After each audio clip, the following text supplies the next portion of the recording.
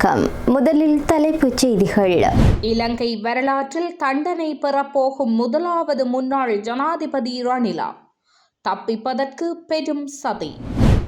சுரேஷ் சலையின் உடல்நிலை மோசம், அனுரவிடம் விடுக்கப்பட்டுள்ள அவசர கோரிக்கை. மரண தண்டனை விதிக்கப்பட்ட பூஜித ஜெயசுந்தர சிறையில் செய்யும் செயல். தண்டனை விதிக்கப்பட்ட கைதிகளுக்கு ஜனாதிபதி பொது மன்னிப்பு, நீதி அமைச்சரின் அறிவிப்பு. அனுர அரசு மீது கடும் கோபத்தில் மஹிந்த. ஐக்கிய தேசிய கட்சி இன்று ராஜபக்சமயமாகிவிட்டது. சர்ச்சைக்குரிய பல தகவல்களை அம்பலப்படுத்திய ஆசுமாரசிங்க. இனி தொடர்பான விரிவான செய்திகள்.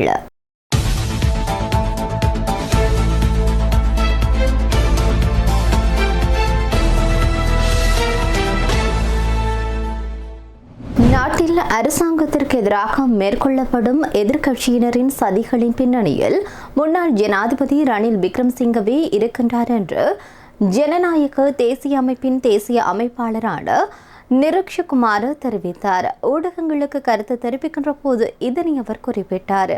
இது தொடர்பாக அவர் மேலும் தெரிவித்ததாவது: ரணில் விக்ரமசிங்க மீது நிதி முறைகேடு தொடர்பான பாரிய குற்றச்சாட்டுகள் உள்ளன. நீதிமன்ற விசாரணைகளின் மூலம் இந்த குற்றச்சாட்டுகள் நிரூபிக்கப்பட்டு அவருக்கு தண்டனை வழங்கப்பட்டால் இலங்கை வரலாற்றிலேயே தண்டனை பெற்ற முதல் முன்னாள் நிறைவேற்று அதிகாரம் மிக்க ஜனாதிபதியாக ரணில் விக்ரமசிங்க மாறுவார். அந்த தண்டனையில் இருந்து தப்பிப்பதற்காகவே சஜித் பிரேமதாச, நாமல் ராஜபக்ச மற்றும் சட்டத்தரணிகள் சங்க தலைவர் ஆகியோரை பகடைக்காயாக ரணில் பயன்படுத்தி வருகின்றார் என குறிப்பிட்டுள்ளார். அரசு புலனாய்வு பிரிவினுடைய முன்னாள் பணிப்பாளர் மேஜர் ஜெனரல் சுரேஷ் சாலிவினுடைய உடல்நிலை மோசமடைந்துள்ளதால் அவருக்கு எதிரான தடுப்பு காவல் உத்தரவை நீடிக்க வேண்டாம் என அவருடைய மனைவி ஜனாதிபதி அன்றகுமார திசாநாயக்கவிடம் கோரிக்கை முன்வைத்திருக்கின்றார். அத்துடன் சுரேஷ் சலையை நீதிமன்ற கண்காணிப்பில் விளக்கமறியல் காவலுக்கு மாற்றி அவருக்கு தேவையான விசேட மருத்துவ சிகிச்சையை தொடர்ந்து வழங்குமாறு ஆகஸ்ட் 20 இடப்பட்ட கடிதத்தில் அவரது மனைவி கேட்டுக் கொண்டுள்ளார். முன்னதாக உணவு தவிர்ப்பு போராட்டத்தை ஆரம்பித்த பின்னர் சலையின் உடல்நிலை மோசமடைந்ததாகவும் ஜூன் 7 அவர் தேசிய வைத்தியசாலையில் அனுமதிக்கப்பட்டதாகவும் கடிதத்தில் தெரிவிக்கப்பட்டுள்ளது. பின்னர் ஜூன் 27 அன்று இருதய சிகிச்சை பிரிவுக்கு அவர் மாற்றப்பட்டதாகவும் அதனைத் தொடர்ந்த இருதய பிரச்சினைகள் காரணமாக அவருக்கு ஐசிடி எனப்படும் இதய கருவி பொருத்தப்பட்டதாகவும் அவரது மனைவி தெரிவித்துள்ளார்.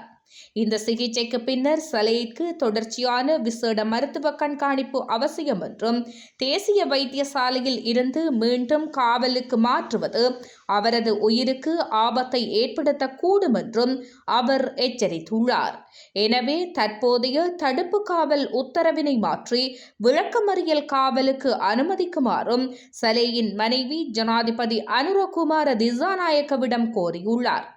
அத்துடன் சலே அல்லது அவரது குடும்பத்தினர் விசாரணைக்கு இடையூறு செய்யவோ தலையிடவோ மாட்டார்கள் என்றும் அதிகாரிகளுடன் முழுமையாக ஒத்துழைக்க தயாராக இருப்பதாகவும் அவர் உறுதியளித்துள்ளமை குறிப்பிடத்தக்கது.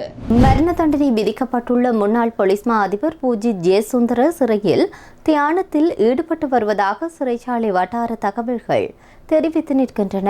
சிறைச்சாலை வளாகத்தில் அநேகமான நேரங்களில் ஷக்மன் பாவனா தியான நடையில் ஈடுபடுவதனை காண முடிவதாக வெலிக்கடை சிறைச்சாலையின் மூத்த அதிகாரி ஒருவர் தெரிவித்துள்ளார். காலை வேளையில் சிறைச்சாலை அதிகாரிகளை சந்திக்கும் போது அவர் புன்னகையுடன் காலை வணக்கம் கூறி வாழ்த்துவதை வழக்கமாக கொண்டுள்ளதாகவும் அந்த அதிகாரி குறிப்பிட்டுள்ளார். உயிர்த்த ஞாயிறு பயங்கரவாத தாக்குதலை தடுக்க தவறியமை மற்றும் பொறுப்புகளை சரியாக நிறைவேற்ற தவறியமை ஆகிய குற்றச்சாட்டுகளில் குற்றவாளிகளாக அறிவிக்கப்பட்டு முன்னாள் பாதுகாப்பு செயலாளர் ஹேமஸ்ரீ பெர்னாண்டோ மற்றும் முன்னாள் போலீஸ் மா அதிபர் பூஜித் ஜெயசுந்தர ஆகியோருக்கு மரண தண்டனை விதிக்கப்பட்டுள்ளது. எனினும் இருவருக்கும் சிறையில் புத்தகங்கள் வாசிப்பதற்கான வாய்ப்பு வழங்கப்பட்டுள்ளதாக சிறைச்சாலை தகவல்கள் தெரிவிக்கின்றன. நாட்டில் தண்டனை விதிக்கப்பட்டுள்ள கைதிகளுக்கு ஜனாதிபதி பொது மன்னிப்பு வழங்குவதற்கான ஒரு முறையான பொறிமுறையொன்றை உருவாக்குவது தொடர்பில் நியமிக்கப்பட்டுள்ள குழுவின் அறிக்கை விரைவில் அமைச்சரவையில் முன்வைக்கப்பட இருப்பதாக நீதி அமைச்சரான கர்ஷன நாணயக்கார தெரிவித்தார். கொழும்பு விளக்கமறியல் புதிய மேகசின் மற்றும் வெலிக்கடை சிறைச்சாலைகளின் செயற்பாடுகளை பார்வையிட்டு கைதிகள் பிரச்சினைகள் குறித்து கலந்துரையாடிய போது இதனை நீதியமைச்சர் தெரிவித்தார். மரண தண்டனை மற்றும் ஆயுள் தண்டனை விதிக்கப்பட்ட கைதிகளுக்கு ஜனாதிபதி பொது மன்னிப்பு வழங்குவதற்கான முறையான பொறிமுறையை தயாரிக்கும் நோக்கில் ஓய்வு பெற்ற உயர் நீதிமன்ற நீதியரசர் எஸ் துரைராஜா தலைமையில் குழு ஒன்று நியமிக்கப்பட்டதாக குறிப்பிட்டார். 10 மாத காலத்திற்குள்ளான ஆய்வுக்கு பின்னர் குறித்த குழுவின் அறிக்கை கிடைக்கப் பெற்றுள்ளதாக சுட்டிக்காட்டினார். ஜனாதிபதி பொது மன்னிப்பை வழங்குவதற்கான முறையான பொறிமுறையினை தயாரித்தல், மரண தண்டனை அனுபவிக்கும் கைதிகளின் தண்டனையை ஆயுள் தண்டனையாக குறைத்தல், ஆயுள் தண்டனை அனுபவிக்கும் கைதிகளின் தண்டனை காலத்தை 20 ஆண்டுகளாக குறைத்தல் மற்றும் கைதிகளுக்கு வீட்டு விடுமுறை வழங்குதல் போன்ற விடயங்கள் தொடர்பில் குறித்த குழுவினால் பரிந்துரைகள் வழங்கப்பட்டுள்ளன. இதன் மூலம் மரண தண்டனை மற்றும் ஆயுள் தண்டனை விதிக்கப்பட்ட கைதிகள் விடுதலையாகி செல்வதற்கான முறையான பொது மன்னிப்பு பொறிமுறையொன்றை உருவாக்குவது தொடர்பான விடயங்கள் அமைச்சரவையில் சமர்ப்பிக்கப்படும் என தெரிவித்தார். இந்த நிலையில் அரசாங்க பகுப்பாய்வு அறிக்கைகளின் தாமதம் காரணமாக விளக்கமறியலில் வைக்கப்பட்டுள்ள பெண் மற்றும் ஆண் கைதிகளை சந்தித்த அமைச்சர் அந்த அறிக்கைகளை விரைவாக வழங்குவதற்கான வேலை திட்டம் தயாரிக்கப்பட்டுள்ளதாகவும் குறிப்பிட்டார். 22வது அரசியலமைப்பு திருத்தத்தை கொண்டு வருவதற்கு முன்பு மக்களுக்கு தேவையான செய்ய வேண்டிய பல முக்கியமான விடயங்கள் இருப்பதாக முன்னாள் ஜனாதிபதி மஹிந்த ராஜபக்ஷ தெரிவித்தார். 22வது அரசியலமைப்பு திருத்தம் தொடர்பில் தற்போது அதிக அளவில் பேசப்பட்டு வருகிறது. இதுகுறித்து ஊடகவியலாளர் எழுப்பிய கேள்விக்கு பதிலளிக்கும் போது முன்னாள் ஜனாதிபதி இதனை தெரிவித்தார். நாட்டில் 22வது திருத்தத்தை கொண்டு வருவதை விட அரசாங்கம் மக்களுக்காக செய்ய வேண்டிய பல பணிகள் இருக்கின்றன.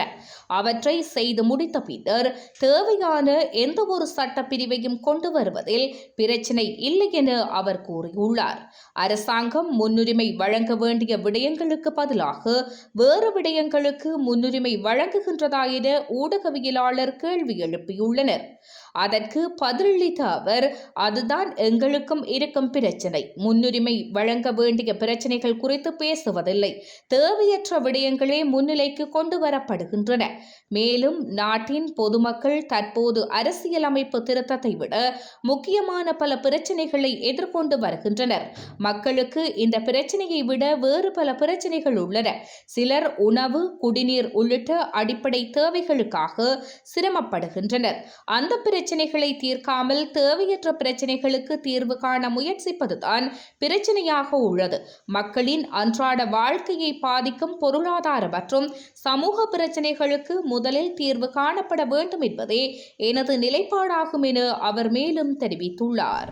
ஐக்கிய தேசிய கட்சி இன்று ராஜபக்ஷ மயமாகிவிட்டதோடு மொட்டு கட்சியின் கையாளாக மாறிக்கொண்டிருப்பதாக ஐக்கிய தேசிய கட்சியினுடைய முன்னாள் உயர்பீட உறுப்பினரும் முன்னாள் ஜனாதிபதி ரணில் விக்ரமசிங்கவின் ஆலோசகருமான பேராசிரியர் ஆசு மாரசிங்க தெரிவித்தார். தென்னிலங்கை ஊடகம் ஒன்றுக்கு வழங்கிய விசேட பேட்டியின் போது இதனை அவர் குறிப்பிட்டார். அவர் மேலும் தெரிவித்த கருத்துக்கள், ஐக்கிய தேசிய கட்சியில் இன்று நான் இல்லை, ஆனால் கட்சியை இல்லாதொழிக்கும் செயல்பாட்டில் நான் ஈடுபட போவதில்லை என்றும் தெரிவித்தார். இது தொடர்பாக அவர் மேலும் தெரிவித்ததாவது, ஆனால் வெளியிலிருந்து பார்க்கும் போது ஐக்கிய தேசிய கட்சி இப்போது உடைந்து சிதறிப் போயிருப்பது போல் தெரிகின்றது. எனவே எனக்கு ஆரம்பத்திலிருந்தே இதில் விருப்பமில்லாத நபர் என்பதால் தான் நாங்கள் அமைதியாக இருக்கின்றோம். அதனால் தற்போதைய சூழ்நிலையில் ஐக்கிய தேசிய கட்சிக்குள் எங்களால் அரசியல் செய்ய முடியும் என்று நான் நம்பவில்லை. அந்த காரணத்தினால் தான் அமைதியாக இருக்கின்றேன். வேறு அரசியல் கட்சிக்கு செல்லவும் இல்லை. ஆனால் என்ன நடக்கின்றது என்று பார்த்து கொண்டிருக்கின்றோம். ராஜபக்சர்கள் அன்று ரணில் விக்ரமசிங்கவை ஜனாதிபதியாக்குவதற்கு 2 காரணங்கள் வலுவடைந்திருந்தன.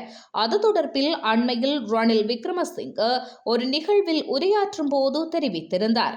அனைவரிடமும் பேசி முடியாது என்று கூறிய பிறகு இறுதியில் ரணில் விக்ரமசிங்கவிடம் வந்தார்கள். அந்த காலத்தில் நாட்டில் பொருளாதாரம் வீழ்ச்சியடைந்திருந்த சூழ்நிலையில் ராஜபக்ச குழுவினருக்கு அல்லது கோட்டாபய ராஜபக்ச ஓடிப்போன பிறகு ரணிலை தவிர வேறு புகலிடம் இருக்கவில்லை. அவருக்கு அதை பொறுப்பேற்க வேண்டியதாயிற்று. அவர் அதை பொறுப்பேற்றார். அவர் அந்த சவாலை எதிர்கொண்டார். அவர் 2 வருடங்களுக்குள் நாட்டில் இருந்த சூழ்நிலையினை முற்றிலும் மாற்றினார். வீழ்ச்சியை நோக்கி சென்ற பொருளாதாரத்தை 5.2% ஒரு வருடத்தில் மாற்றினார். அவருடன் தோளோடு தோள் நின்று நாங்கள் வேலை செய்தோம். அதற்காக நாடாளுமன்றத்தில் ஜனாதிபதியின் நாடாளுமன்ற விவகார ஆலோசகராக அந்த 1.5 வருட காலத்தில் 104 சட்டமூலங்களை உருவாக்க நாங்கள் செயற்பட்டோம் என குறிப்பிட்டிருந்தார். இத்துடன் செய்திகள் நிறைவடைகின்றன. நன்றி.